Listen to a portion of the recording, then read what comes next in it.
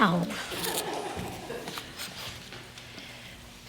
Before I start, I want to just say thank you to your community for asking me again to share my story and how it applies to the topic.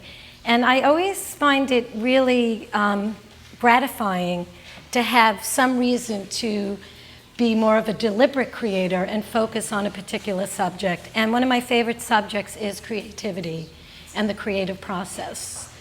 So before I start with how I'm going to do that, I just want to first tell you the premise of which my experience comes from.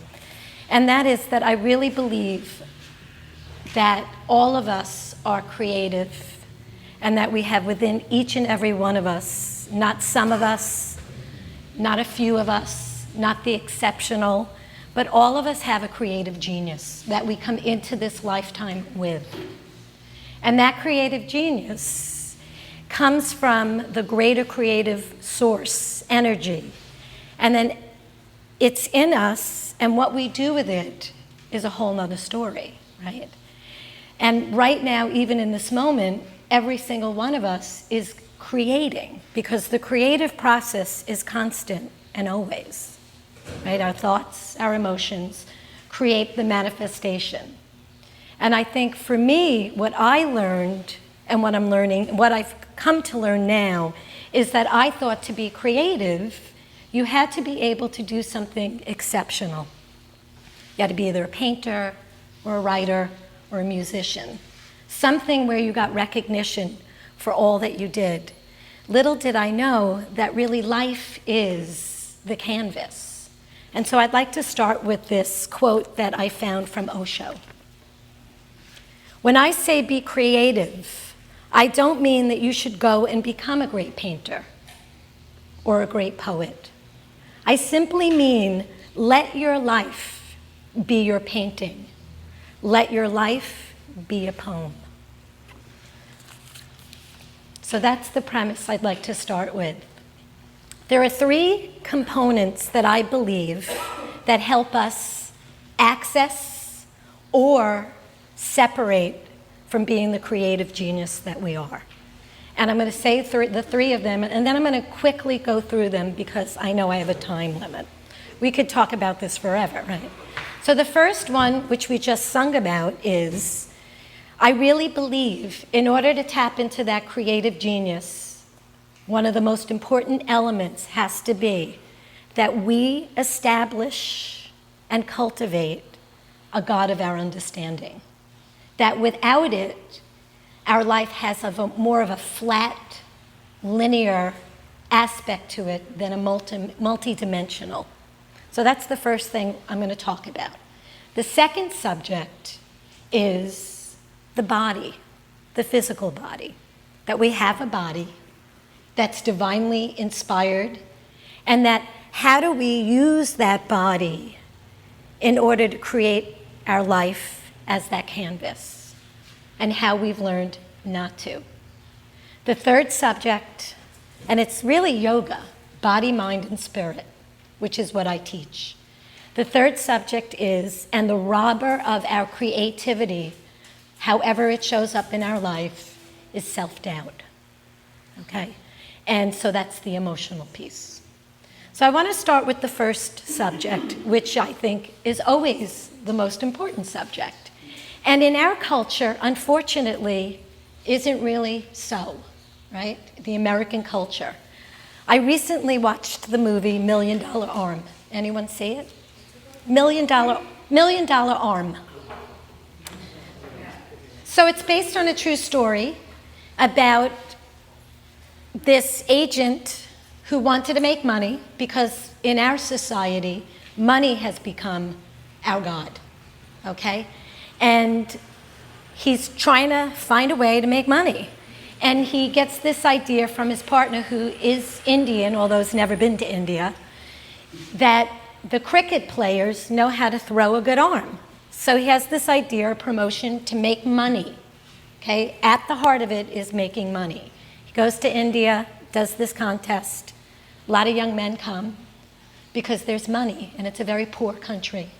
Goes to all these villages and two young men win the contest. He goes to their villages to meet their families, and he meets their families. There's like 30 people living in a hut, right? And they pray, and they talk, and they emote. He comes back to LA, and these young men, the first thing that they do when they get in his home is they set up altars and ritual that God is infused in everything that they do. And when I was watching that movie, I thought, we've become closet spiritual seekers. That if we talk too much about it, you get that kind of like weird look from people, like, oh, you're one of those, right? And I know I'm as guilty of it because I have not had the freedom in my life until maybe 30 years ago to seek the God of my understanding. You wanted me to have your God, not mine. And I spent a lot of my youth struggling with that because no one said, what do you feel and believe, Mary? They said, this is the rules, follow them. And so I've been navigating and experiencing and exploring what the God of my understanding is. And what I've learned for me, that when I started tapping into my authentic individual relationship with God, not the institutional God that wants me to believe a certain way so that they get something from me, which is usually in my pocket, right? Economics, almost every institutional is based on how much money. And not that we don't need the money to support, but at the heart of it, that's not what we want the relationship to be. And one of the things I think is so funny, when I do my spiritual counseling work, I always say to people, how's your relationship with God? What is your relationship with God? And how do you practice it in your daily life? And most people look at me like clueless. And then I ask them, how's your teeth? You got good teeth? You brush them? You use dental floss? Right? So our priority might be our teeth more than our relationship with God. Because our relationship with God, spiritual hygiene, comes on the lower end, right? And yet, if we don't have that, we can't be creative geniuses. We push through effort rather than ease. Right? When we tap into that greater source, things flow through us. We have what Jack Kornfield says, $1 million ideas, right? Not one of us, all of us. So first and foremost, how can I keep my spiritual hygiene daily? Because it's not like a degree. I got it, that's it, I don't have to do it anymore, just like your teeth, right? If you stop brushing and dental flossing, your teeth are going to fall out, okay? So it's no different. And how can we raise the priority and get to see how important that spiritual hygiene is, first and foremost, in creating, right, our lives. It's our lives. It's not the manifestation at the end, right? I don't think we lay on our deathbeds and go, I should have been more serious. I should have worked harder. I should have had more cars, a bigger house. Most people say I didn't really live. I didn't access the qualities of my own authenticity, right? Because it takes bravery to be on your own path. Second subject, the body, right? In our American culture, and I'm not saying everyone, I'm generalizing, our bodies are really garbage receptors. They're mostly what we eat, what we consider food today, isn't even really food, right? And our bodies, we use and abuse. When I first came to my first yoga class many, many years ago, I was an exercise addict. I weighed about 90 pounds, and if I went over, it was a bad day. So I gave my value on what you thought about my body by the weight of it. And let me tell you, there's a lot of power in our culture around our bodies. When I was my thinnest, I got the most stroked. How great I looked. And I was starving myself.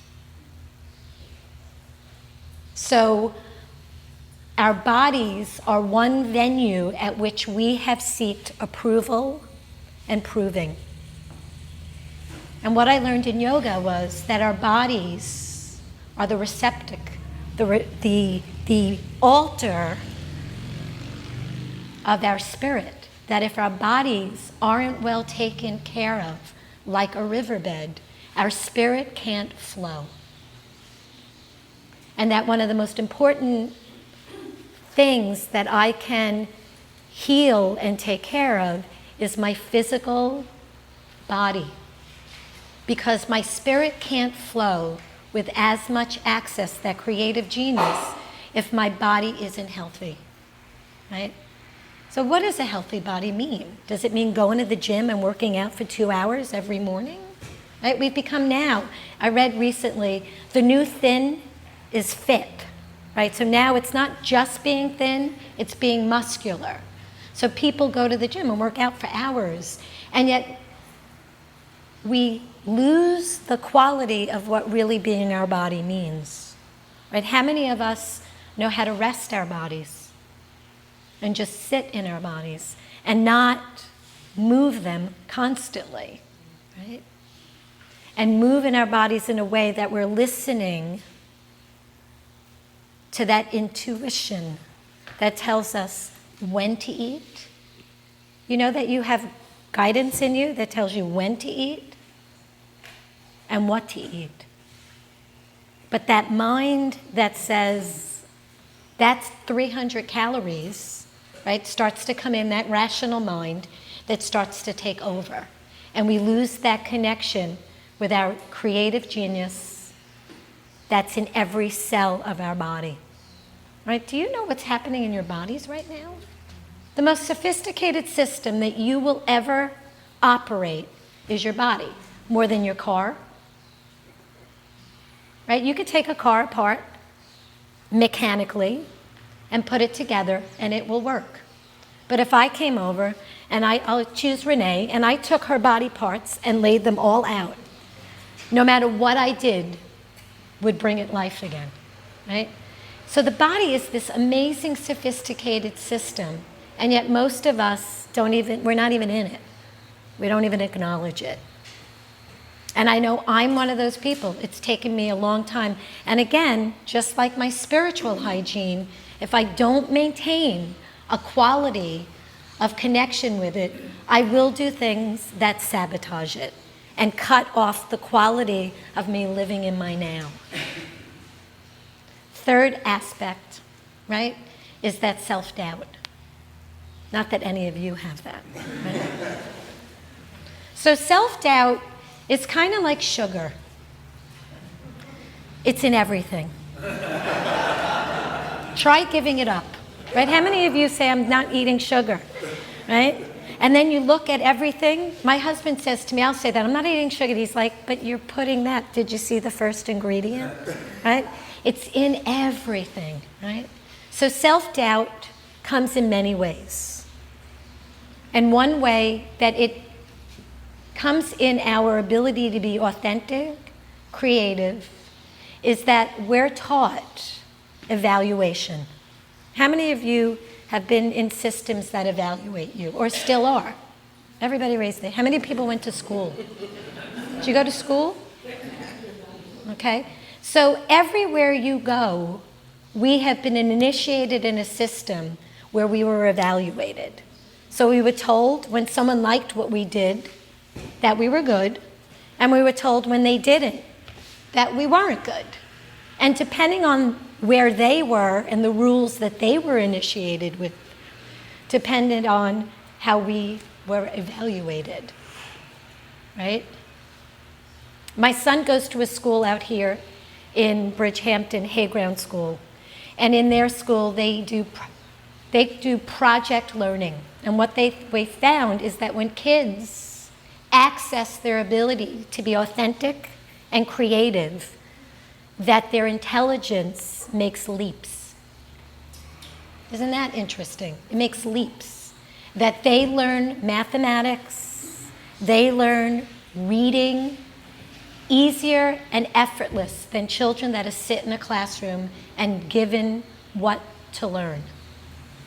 And I've watched my son, who's 7, tap into his creative genius in ways that I never, ever, ever, ever have had. And I doubt I'll ever be able to, because I've been so initiated in systems that I'm still unlocking those prison doors. Right? It's my key, but I was taught. My son, the other thing that's really fascinating about creative process is, one of the things, years ago, my husband and I, who we live kind of off the grid around healthcare, and we went to see a holistic pediatrician who had a talk out here, and he said that when he was in medical school, one of the things that he learned in medical school while he was learning, not practicing, was that when you suppress physical symptoms like fever reductions, all those kinds of things, antihistamines, that on a child, what happens is that when you suppress it, their learning curve drops. When you allow a child to move through those symptoms without suppressing them, they have a learning lift, and they have an intelligent leap that is off the charts. So this pediatrician was in awe about that and started practicing pediatrics. And what he found was no one was practicing that.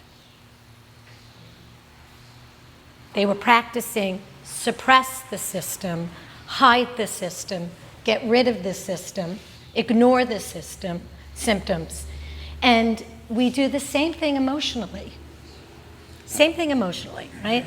So my 7-year-old, who's my spiritual, creative genius teacher, is very passionate and very emotional. Do any of you know anyone like that?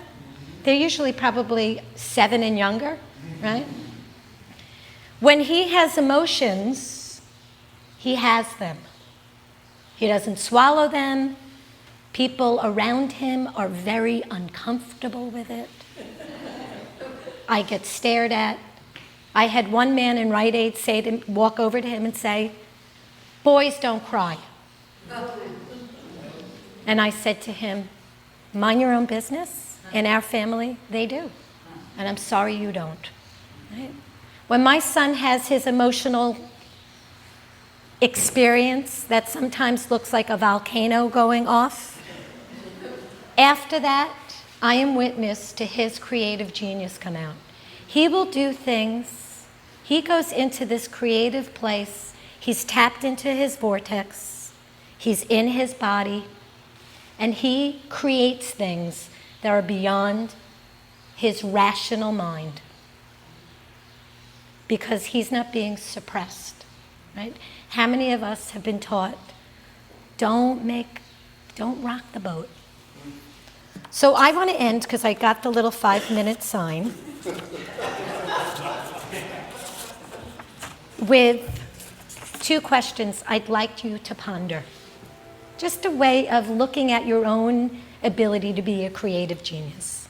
The first one is, do you remember who you were before the world told you who you should be? And just contemplate what that is and where that still shows up. Second question, do you remember the art of daydreaming and allowing your imagination to have its run, to be free, before someone told you, get your head out of the clouds? So I invite you all to step into your creative genius by maintaining your relationship with God, of your understanding, your body, and your heart. Namaste.